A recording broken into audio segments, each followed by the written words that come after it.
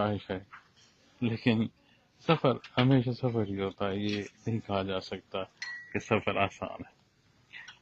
اس سارے میں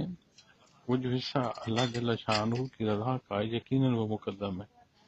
لیکن جب دوست احباب رسپیکٹ دیتے ہیں، لحاظ کرتے ہیں،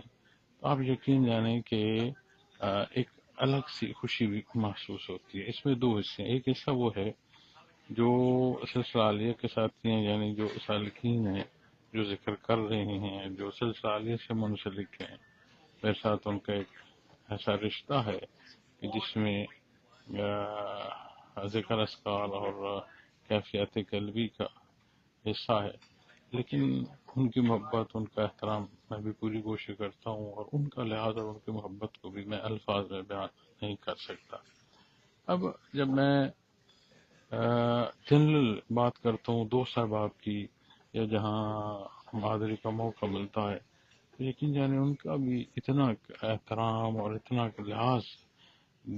احباب دیتے ہیں۔ اب میں اس سفر میں انگلینڈ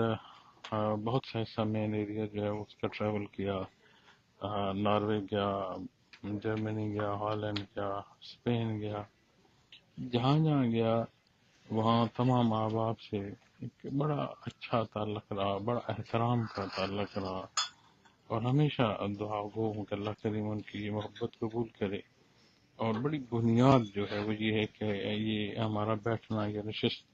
اللہ کریم کے نام پر تھی، دین اسلام پر تھی، آپ صلی اللہ علیہ وسلم کی محبت اور اتباع جو موضوعات ہیں ان پر تھی۔ اس سارے میں یقیناً ہر حصے کا مقصد تو اللہ کی ذات، لیکن دنیا جیسے سردی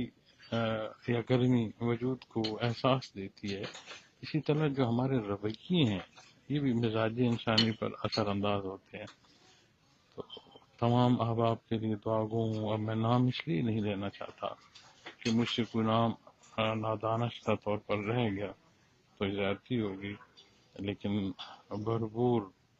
عزت، احترام، لحاظ احباب سے ملا ہے۔ اور دنیا کی زندگی میں، دنیا کے شکریہ اور ایک اظہار محبت میں ہم دنیاوی چیزیں جو ہیں ان کا تبادلہ کرتے ہیں،